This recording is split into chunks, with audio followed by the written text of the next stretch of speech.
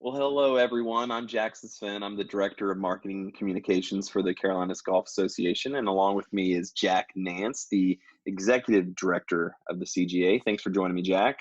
Jackson, it's going to be a little duo here tonight, so look forward to talking to you. Absolutely. Well, it seems like we are coming down maybe the final stretch of the stay-at-home order in the Carolinas, and while we don't have any official updates to announce regarding tournaments, Cga events, we do want to give everyone an update on what we've been hearing from golfers, from golf courses throughout the Carolinas, and talk a little bit about what we might expect from golf in the coming months. So, to kind of kick things off, Jack, can you give me a little insight on what you've been hearing from clubs so far? Yeah, as you can imagine, we've been hearing a lot of things, but and the good news is most of it is good. I bet 95% of the clubs are really taking it seriously. What you hear about is the squeaky wheels that are out there, and the clubs that they won't catch us, or I need to make the revenue, and let's do this because we gotta keep our budget, or we got to get our monies in place. And that is the wrong attitude, because I got to tell you, golf has been given a privilege to be able to be essential in this pandemic we have going on. And if anybody thinks less, they're just making a huge mistake. Why do we have to put one person in a car? We need two. I need to make the revenue. Well, as I've been telling a lot of people, and we all have been telling, some is better than none. There are businesses that are shut down. So if we didn't have this opportunity at all to make half the money we're making, because we're all in this business of making less, but we're enjoying the fact that we can make some money. So keep that in mind. And I tell you, the CMAA, the Club Managers Association of America, the Carolinas chapter, has been doing a great job, almost with daily surveys, with getting information on what their clubs are doing collectively. And they got a great data bank of information of things they've been doing to help get it out there. And we'll talk about that a little bit later, but just play by the rules is all we can say. And for the most part, I think, we're seeing that most clubs, they understand that they're trying to follow guidelines. They're putting one person in per cart. They're doing different things with the pin to make sure that people aren't, sharing the virus that way. What are some things that you've seen, maybe through playing golf, or heard that clubs are implementing to get us through this time right now? I've really been amazed by the creativity of folks out there. Again, going back to the CMAA, I heard from their group that there was a club, and trust me, not every club can do this, but they were creating 3D face masks for their employees. Now, how you go up and buy and get a 3D printer to begin with must be a lot, or they had access to it. But the creativeness around that was just fantastic. The newsletters have been really good. I think a lot of clubs have been sending great newsletters to the members. I've seen a few samples of what they've been doing, and they are really abiding by the guidelines, and they have been really detailed, about when you arrive, what you do when you get to the golf shop, if there even is a golf shop there, or we're gonna have a makeshift tent out front, and how to deal with scorecards and things like that. So I got a great idea from a guy up in the mountains of North Carolina, and he created this plexiglass. He had 3 or 4 versions of it, of one you can't see, a board versus plexiglass, and you'd put it in between the 2 riders in the golf cart. And he wanted to know from me or the allied associations if that was legal or would suffice. And we're not the judges on this. We're not the police. We can't, and the government, we can't tell you whether it's right or wrong. But if you've been to Lowe's Hardware or grocery stores or any places like that, they've built these very simple plexiglass containers, so to speak, that the cashier sits inside with 2x4s on the corner, and it serves as a barrier when you're dealing with the cashiers. And I thought that was a fantastic idea. I told him that I thought if, they got called on or somebody came out and visited with them, that would certainly suffice to showing you're making a great effort in getting something done. But we just couldn't give them the go ahead because we're not that authority to say it will work. But kudos to him and his creativity in being able to get now 2 riders in a golf cart and making the extra money that they want to make. So I don't know if he went forward with it or not, but I really was amazed by his creativity. Some of the things that you and I talked about earlier, what are some things that the clubs and golfers need to be careful with? And, you know, it's pretty much spelled out. We talked about all the things. The biggest thing is fighting habits. You know, America, and especially in the South, a good old handshake is hard to beat. And that's tough to overcome. The habits of just, you want so much. I know I'm a hugger kind of person, and my family is, and the whole thing, and you just got to watch yourself in that. And I will tell you, it's gotten easier for me over the last couple of weeks when you make up your mind and see people in stores, especially people you haven't seen in a long time. But it's just something that we have to do, like 2 to a cart, gathering in bathrooms, or gathering period. It's just easy to do.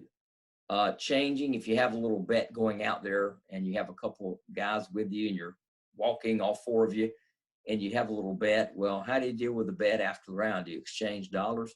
I'm in a little group over here in our club, and we just are keeping it on a spreadsheet. And then when it all settles down, we'll settle up. And as weird as it sounds, another thing, it might be Venmo or PayPal, where you can do things. I mean, this is weird stuff, but it does take care of the swapping of dollars and things like that.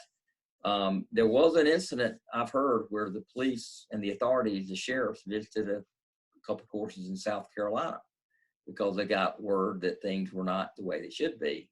And luckily those clubs did not get closed down, but it's very real. And kind of my personal motto is, don't be that club. Don't be that club that ruins it for the rest of us, and take it very seriously. And my second motto might be, some money is better than none. So keep that in mind as well. So those are the thoughts on that topic. Yeah, that's completely true. I mean, when I've gotten to play a couple times, and it's very tempting to go up there and want to grab the pin, but you just have to remind yourself not to do it. And luckily, I've been losing money via Venmo for quite some time, so I was already used to that one. You know, I got a question for you, Jackson. Just to sure. Do you think a lot of people are going to go back to having the flag stick just stay in the hole and not worry about it anymore? You know, I don't know. I've heard of people still taking the pin out. I haven't heard a lot of that flag stick, but It doesn't matter what you call it. We know. yeah, but you know, I think it will help people get used to this a little bit. Thank goodness this rule was put into place last year, because then we'd all be worried, and we at least had time to build up to get used to it. Yeah, that was quite clairvoyant of the USGA of doing that. I thought that was really a cool move of them. Obviously, they had no clue what was coming, but it made things a lot easier. And, you know, we've all seen the different types of vehicles or implements that you put in the bottom of the flag stick, or actually the pool noodles that you see that are above the ground, that, you know, if you touch it with a golf ball, it's considered hold. And there's a lot of different ways to do it, but it's just made us think in a whole different way, for sure.